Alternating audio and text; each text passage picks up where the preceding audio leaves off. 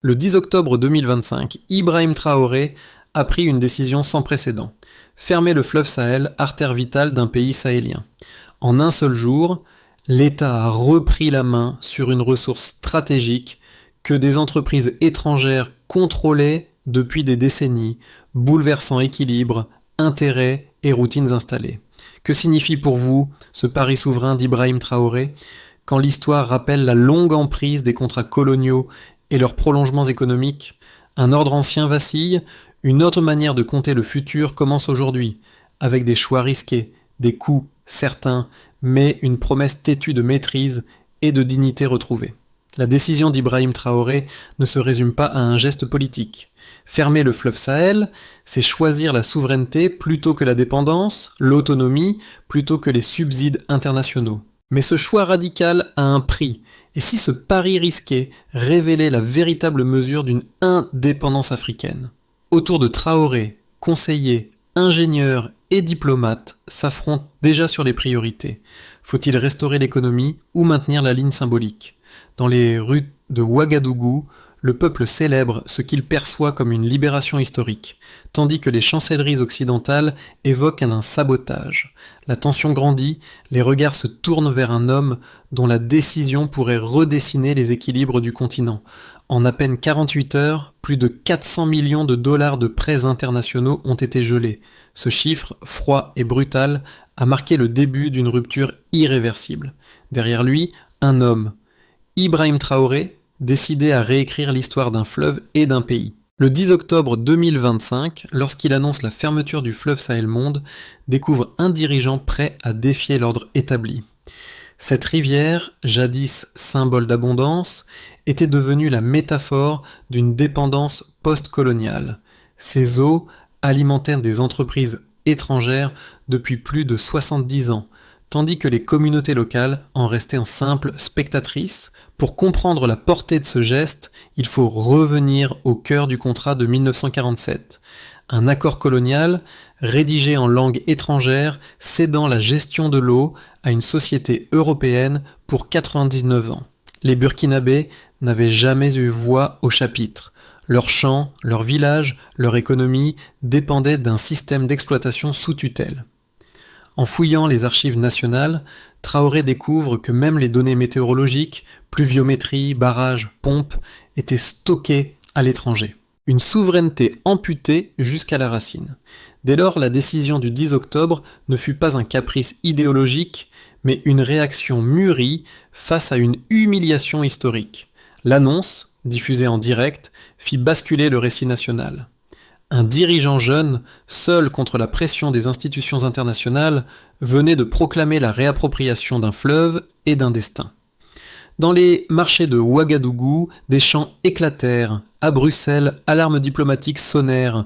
Le fleuve Sahel, longtemps symbole de dépendance, devenait le cœur battant d'une renaissance burkinabé. Derrière la figure politique d'Ibrahim Traoré se dessine un stratège habité par une conviction.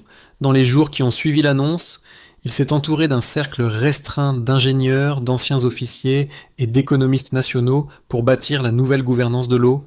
Ensemble, ils ont établi un plan d'urgence. Inspecter les barrages, écuriser les pompes et redéfinir les circuits d'irrigation. Un colonel proche du président confie qu'aucune mesure n'a été improvisée, tout avait été calculé, dit-il, jusqu'au volume d'eau nécessaire pour alimenter les hôpitaux pendant 30 jours. Les premiers résultats ne tardent pas. Les autorités locales reprennent la main sur des installations hydrauliques abandonnées, tandis que les techniciens burkinabés formaient depuis des mois dans l'ombre remplaçant les superviseurs étrangers. Mais cette reconquête technique s'accompagne d'un choc symbolique. Pour la première fois depuis des générations, les communautés rurales entendent dire que l'eau du fleuve leur appartient. À Ouagadougou, les marchés bruissent d'un mot nouveau. Le peuple voit en Traoré un libérateur, tandis que les chancelleries européennes redoutent une contagion politique à travers le Sahel. Le Burkina Faso avance entre exaltation et fragilité, conscient que chaque goutte désormais contrôlée est aussi une responsabilité collective. Et si ce moment, fragile mais fondateur, marquait la naissance d'une conscience africaine partagée? Tout commence à l'aube du 10 octobre 2025. Ibrahim Traoré signe le décret qui ferme le fleuve Sahel, puis, à 08h08, il en fait l'annonce publique. La nouvelle parcourt le pays comme une onde de choc. En quelques minutes, les téléphones s'affolent, les rédactions s'embrasent, les premières réactions internationales tombent. Bruxelles parle de sabotage économique, Washington d'irresponsabilité stratégique. Dans les rues de Ouagadougou, au contraire, les applaudissements couvrent les sirènes. Pour la première fois depuis des décennies, le peuple a le sentiment d'avoir repris la main. À 10 heures, le FMI suspend un prêt de 400 millions de dollars. À midi, les marchés ferment, craignant un effondrement du franc CFA. Mais Traoré garde le cap. Il réunit le Conseil de défense et charge une cellule technique d'assurer la continuité hydraulique. Le soir même, les frontières commerciales se contractent. La circulation du carburant ralentit, les camions de vivres s'accumulent aux postes douaniers. Dans les campagnes, l'annonce divise. Certains agriculteurs craignent pour leur récolte, d'autres y voient l'occasion d'un nouveau départ. Le lendemain, les diplomates occidentaux exigent une réunion d'urgence. Traoré refuse. Il déclare que le Burkina Faso ne négociera plus sous la menace. La phrase tourne en boucle sur les chaînes africaines. Les jours suivants, la riposte s'organise. Des équipes d'ingénieurs militaires vérifient les pompes, réactivent des stations d'épuration abandonnées. Les techniciens formés localement reprennent la main sur les circuits d'irrigation. L'armée veille à prévenir tout sabotage extérieur. À partir du 5e jour, le rationnement de l'eau et de l'électricité devient effectif. Les habitants s'adaptent. Citernes communes, horaires tournant solidarité de quartier. Le 7e jour, des manifestations de soutien éclatent dans plusieurs villes africaines. Bamako, Niamey, Conakry. Les drapeaux burkinabés flottent et les pancartes proclament « Notre eau, notre avenir ». Sur les réseaux, l'image d'Ibrahim Traoré, point levé au bord du fleuve, devient virale. Le symbole dépasse les frontières. À la fin de la 2e semaine, la situation économique reste tendue, mais le gouvernement contrôle la narration. Les médias officiels publient des données montrant que 60% du réseau hydraulique est déjà sous supervision nationale. Ce geste, d'abord perçu comme un acte de rupture, devient alors un manifeste. Les chancelleries occidentales redoutent l'effet domino. Les citoyens burkinabés, eux, voient enfin se dessiner un horizon qu'ils croyaient perdu. Le 25 octobre, un éditorial africain conclut. Traoré n'a pas seulement fermé un fleuve, il a ouvert une ère. La décision d'Ibrahim Traoré a provoqué une onde de choc mesurable dans chaque secteur clé du Burkina Faso. Premier chiffre, 18%, c'est la baisse de la production d'électricité enregistrée dans les 6 premières semaines après la fermeture du fleuve Sahel. Ce recul, dû à l'arrêt partiel des barrages hydroélectriques, a contraint le gouvernement à instaurer des coupures programmées, mais aussi à accélérer la transition vers les énergies solaires domestiques. Cette chute brutale a révélé la dépendance énergétique du pays, tout en déclenchant un vaste chantier d'adaptation. Deuxième donnée, 15 à 20%. C'est la réduction immédiate de la production agricole nationale selon les rapports publiés par le ministère de l'Agriculture. Les cultures irriguées, riz, maïs, coton, ont subi de plein fouet la coupure des réseaux d'eau contrôlés jusque-là par des entreprises étrangères. Pourtant, au-delà du choc initial ferme locale, commencent à s'organiser. Nouveaux canaux d'irrigation, puis de communautaires systèmes de collecte des pluies. Les pertes, d'abord massives, amorcent une stabilisation progressive dès le 3e mois. Troisième indicateur, plus 22%. C'est l'augmentation du taux de satisfaction des citoyens ruraux vis-à-vis de l'accès à l'eau, mesuré par un sondage national. En transférant la gestion hydraulique aux communes locales, le gouvernement a brisé un monopole ancien. Des ingénieurs formés dans les écoles techniques burkinabées supervisent désormais plus de 500 stations locales, doublant la capacité opérationnelle par rapport à 2023. Ces chiffres, modestes mais concrets, incarnent la philosophie de Traoré. Le gel des 400 millions de dollars de prêts du FMI aurait pu paralyser l'État. Au lieu de cela, il a servi de catalyseur. Des partenariats régionaux ont été conclus avec le Mali et le Niger, échangeant expertise et ressources pour construire une nouvelle architecture hydraulique sahélienne. Les investissements nationaux ont été réalloués, 2000 nouveaux emplois créés dans le secteur de l'eau, 600 techniciens certifiés, et une augmentation prévue de 30% de l'indépendance hydrique d'ici fin d'année. En somme, les chiffres racontent un paradoxe. La fermeture du fleuve a d'abord fragilisé l'économie, mais elle a aussi exposé la résilience et la créativité du Burkina Faso. Derrière ces pourcentages se cache une transformation silencieuse, celle d'un peuple qui apprend à compter sur lui-même.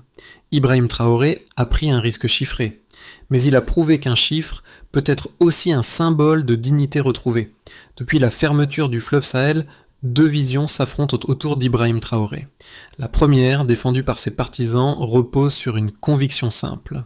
Sans souveraineté, sur l'aucune indépendance n'est réelle. Pour eux, l'acte du 10 octobre 2025 marque la fin d'un siècle de dépendance masquée. Ils rappellent que depuis 1947, une société étrangère exploitait les ressources hydrauliques du pays sous un contrat léonin. La rupture, bien que brutale, serait la seule manière de restaurer la dignité nationale. Les défenseurs de cette thèse s'appuient sur des résultats tangibles. Les 500 ingénieurs locaux formés, les 2000 emplois créés et la hausse de 22% du taux de satisfaction citoyenne. Ils voient dans la crise un passage nécessaire, une épreuve d'indépendance. En face, les critiques, économistes, diplomates, opposants dénoncent une aventure périlleuse.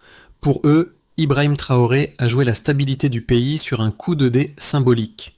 Ils soulignent que le rationnement de l'eau et les coupures d'électricité ont provoqué une inflation de 12%, pesant lourdement sur les ménages urbains. Le FMI, en gelant ses financements, a creusé un vide budgétaire que les alliances régionales ne peuvent combler à court terme. Ils craignent qu'une telle politique n'isole davantage le Burkina Faso et n'entraîne un effet domino dans la région, risquant d'attiser les tensions diplomatiques. Entre ces deux pôles, un troisième regard émerge. Ils reconnaissent la hardiesse de Traoré, tout en appelant à la prudence. L'enjeu, selon eux, n'est pas de juger la rupture, mais de la structurer. La souveraineté n'est durable que si elle s'accompagne d'une stratégie économique solide. Ibrahim Traoré, disent-ils, incarne une promesse de liberté. Reste à prouver qu'il peut aussi bâtir la stabilité. Un tournant majeur s'impose. À mi-parcours de la crise, Ibrahim Traoré change d'échelle.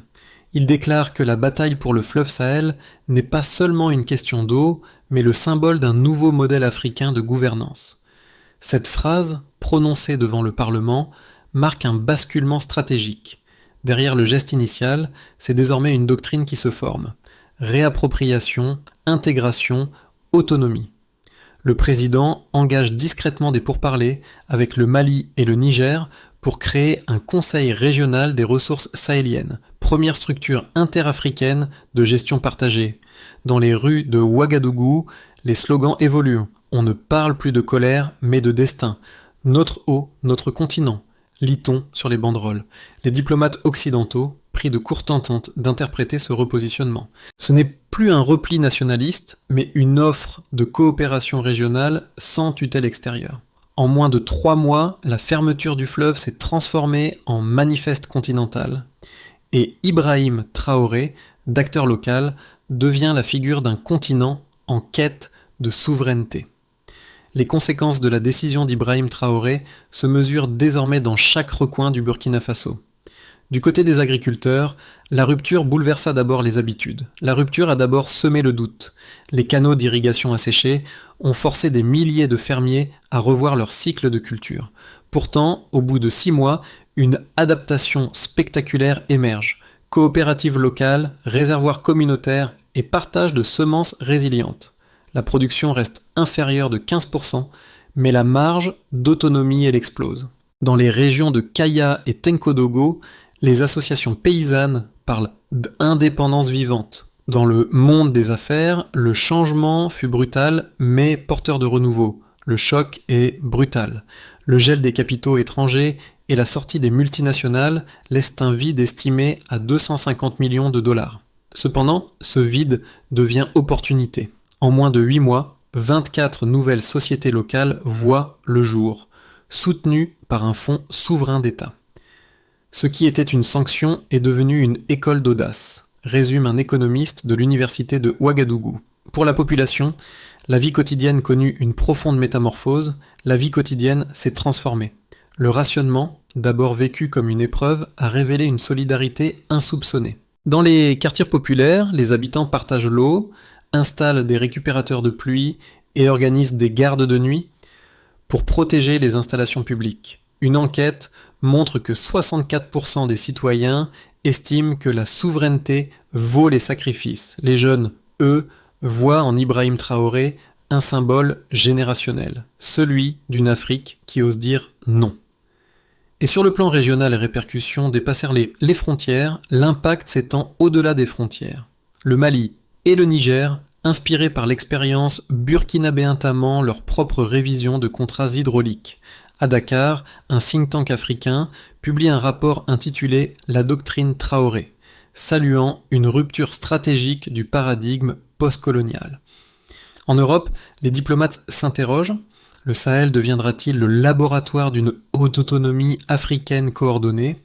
Mais les défis persistent. Les sanctions occidentales ralentissent les échanges, les taux d'intérêt grimpent et les importations de matériel agricole chutent de 28%. Pourtant, malgré cette pression, le pays ne s'effondre pas. Il pivote.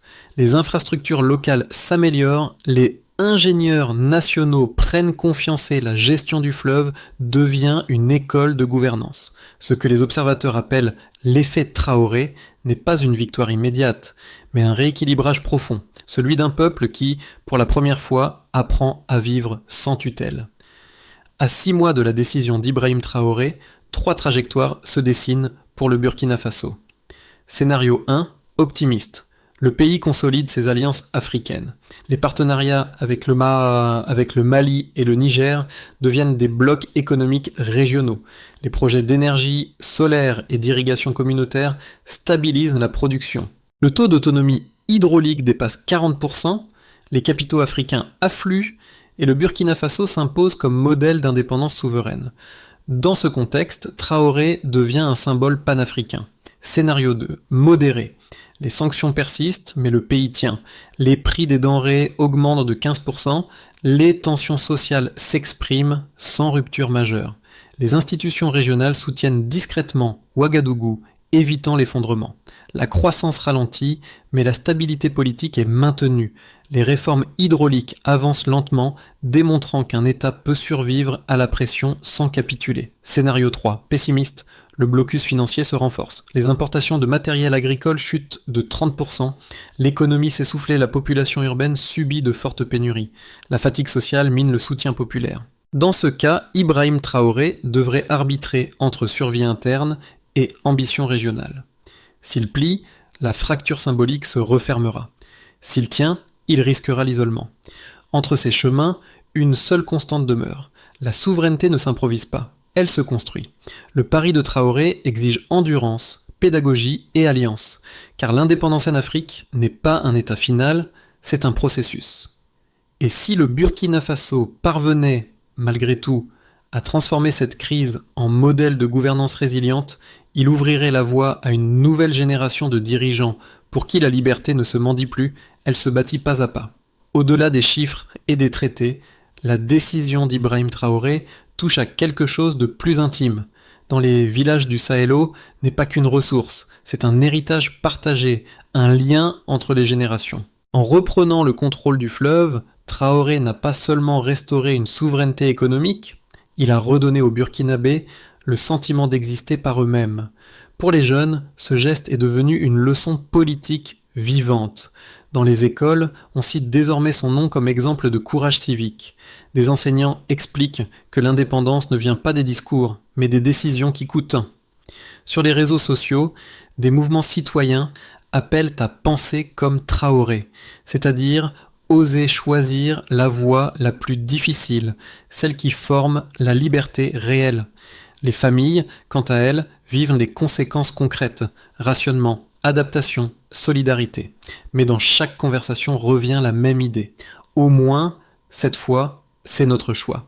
Cette appropriation émotionnelle presque silencieuse explique la résilience du pays. Car ce n'est plus seulement l'histoire d'un président, mais celle d'un peuple qui s'éveille à la maîtrise de son destin. Dans un monde dominé par la peur de perdre, Ibrahim Traoré incarne la force tranquille de ceux qui préfèrent risquer la faim plutôt que céder la souveraineté. Et vous, que seriez-vous prêt à sacrifier pour ne plus dépendre des autres? Confronté à l'ampleur des défis accumulés, Ibrahim Traoré présenta un plan d'action concret. Ibrahim Traoré a présenté un plan d'action clair, articulé autour de 5 axes. D'abord qu'il fallut restaurer la gestion locale de l'eau, le gouvernement a lancé un vaste programme de formation de 600 ingénieurs et techniciens burkinabés chargés de superviser les stations hydrauliques dans chaque province. Puis vint la modernisation des infrastructures. Des projets de rénovation des barrages et de création de mini-réseaux autonomes sont en cours, financés par un fonds souverain alimenté par les recettes minières. Ensuite, il fut essentiel d'instaurer une coopération régionale. Un accord avec le Mali et le Niger prévoit la mise en place d'un conseil du fleuve Sahel pour gérer équitablement les ressources partagées et éviter les tensions transfrontalières. Par la suite, la diversification économique devint un axe prioritaire. En investissant dans l'énergie solaire, l'agroforesterie et le tourisme écologique, Traoré cherche à réduire la dépendance du pays à l'irrigation du fleuve. Enfin, un dernier pilier visait à renforcer la transparence. Les données sur la gestion de l'autrefois stockée à l'étranger sont désormais rendues publiques et consultables par chaque commune. Cette feuille de route, ambitieuse mais pragmatique, illustre la stratégie du président. Bâtir une souveraineté durable à partir de ressources locales. Dans son dernier discours, Ibrahim Traoré a résumé sa vision. Notre liberté ne se mesure pas à ce que nous possédons, mais à ce que nous contrôlons. Le chemin sera long, mais il a commencé, et cette fois, il appartient aux Burkinabés. Dans la lumière rouge du crépuscule, Ibrahim Traoré se tient à nouveau sur les berges du fleuve Sahel, là où tout a commencé. Autour de lui, le courant semble plus calme, comme si l'eau elle-même reconnaissait le retour de sa liberté. Ce n'est plus seulement un dirigeant face à l'histoire, mais un homme face à la mémoire collective. Il repense aux mois de doute, aux sanctions, aux critiques, mais aussi aux chants des enfants criant son nom dans les ruelles de Ouagadougou. Le fleuve, jadis symbole de dépendance, devient miroir d'une renaissance. Ceux qui doutaient comprennent désormais que sa décision n'était pas une rupture contre le monde, mais une réconciliation avec la dignité. Et dans cette réconciliation, le Burkina Faso redécouvre quelque chose de rare. Sous la brume du soir, Traoré murmure « Nous n'avons pas fermé un fleuve, nous avons ouvert un avenir ». L'histoire du fleuve Sahel, portée par la décision d'Ibrahim Traoré, dépasse les frontières du Burkina Faso. Elle pose une question simple mais universelle. Jusqu'où un peuple peut-il aller pour redevenir maître de son destin? Ce geste, né d'un acte de rupture est, devenu un appel collectif, à repenser la souveraineté, à redéfinir la coopération, à restaurer la confiance entre les nations africaines. Chaque goutte d'eau qui coule aujourd'hui dans le fleuve raconte une leçon de courage et d'endurance. Et si cette histoire n'était pas seulement celle du Burkina Faso, mais celle de tout un continent. Partagez votre vision. Que signifierait pour vous une Afrique réellement indépendante? Car au-delà de la politique, c'est notre lien à la liberté que Traoré nous invite à revisiter. Une liberté qui ne se proclame pas, mais se prouve pas à pas par des actes concrets et solidaires.